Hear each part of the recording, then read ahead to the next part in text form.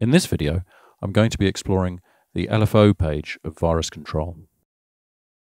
LFO stands for low frequency oscillator, and the low frequencies that are generated by an LFO are very useful for modulating various elements of the sound engine. In the virus, there are two main LFOs, both of which have mostly the same feature set, the only difference being the selection of hardwired parameters that have been assigned to each.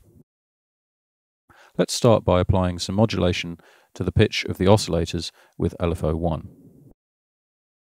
I'm just clicking the link button so that the amounts for both oscillators snap to the same value.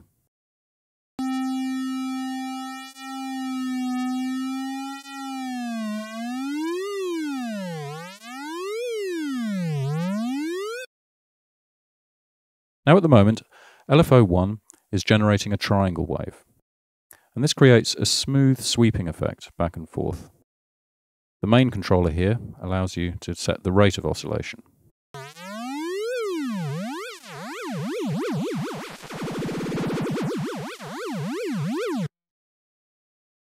Let's try some different waveforms now.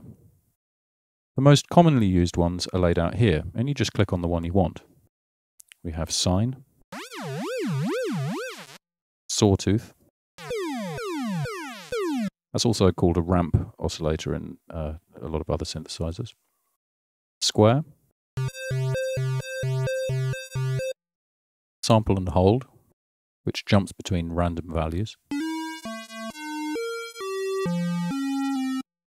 and sample and glide, which glides between random values. I'm just going to make it go a bit quicker.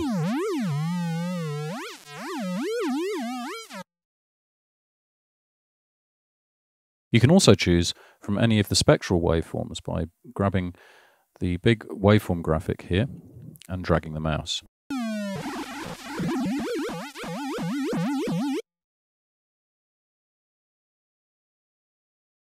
Key follow causes the rate to be adjusted according to how high up the keyboard you play. So I'll just set it back to triangle. If I set it to a very high value like this, you'll hear now that if I play a low note,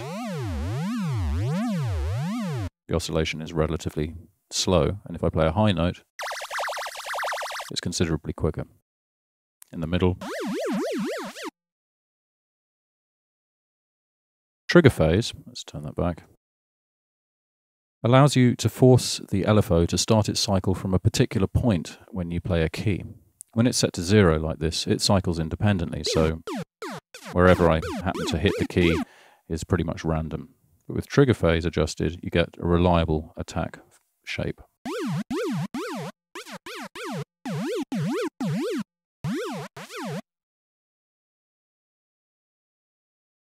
Contour allows you to mess with the shape of each waveform, and it behaves differently depending on which waveform is selected. I'll just show you what it does with the triangle wave. You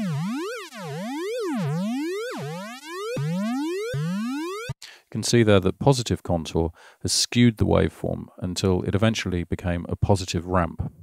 And if I take it into the negative domain, it skewed it the other way until it became a negative ramp. Now, by default, the LFOs are polyphonic, and this means that each note has its own LFO running independently from the others. Let's listen to what a chord is like.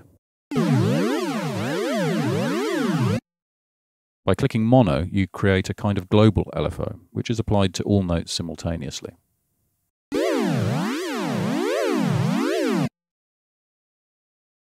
Envelope mode, also known as one-shot mode on many synthesizers, forces the LFO to only generate the waveform for one cycle, thereby making it behave more like an envelope.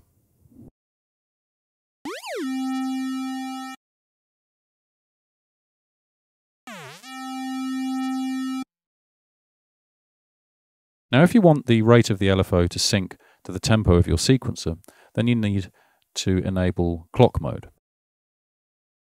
You can either do it by clicking on the little clock symbol like that, or you can just choose from the list.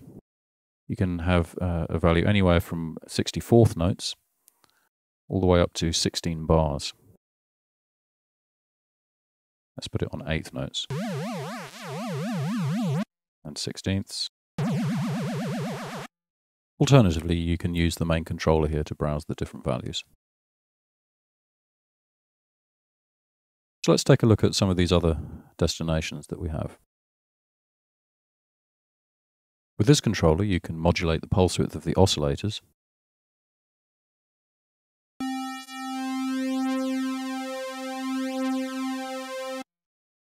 And this will also work if you're using the wavetables with pulse width modulation, and it will also modulate the density of the hypersaw oscillator. With this controller, you can modulate the resonance of both filters. And filter gain allows you to modulate the input level to the filter section. You get a kind of tremolo effect like this.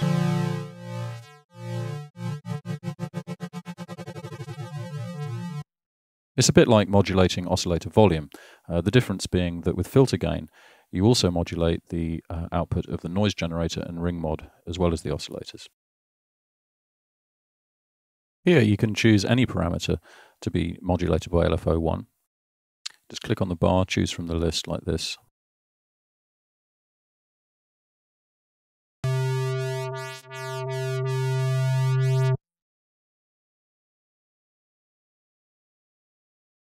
So moving on to LFO2 now. It's basically identical in operation to LFO1, the difference just being these parameters here. Here you can modulate the cutoff of both filters, either individually like this, or you can snap both to the same value with the link button.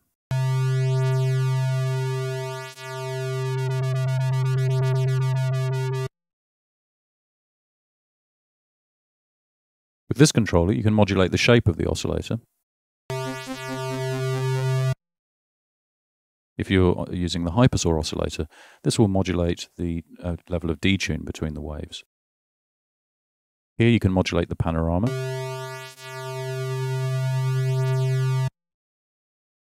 And the FM amount.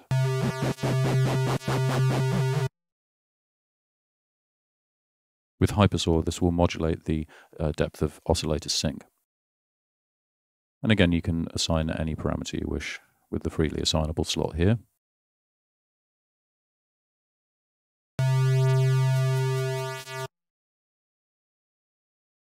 So finally, let's have a look at LFO3.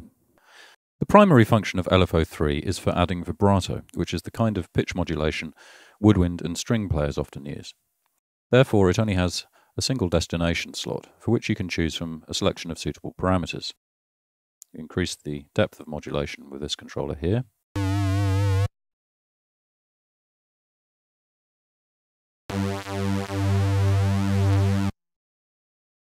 We also have a special one called sync phase, for which you need to have oscillator sync enabled.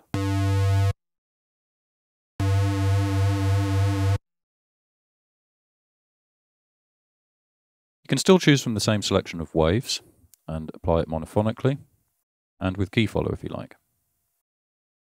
And to help with the simulation of vibrato technique, there is also a fade parameter which causes the depth of modulation to increase gradually from the start of each note.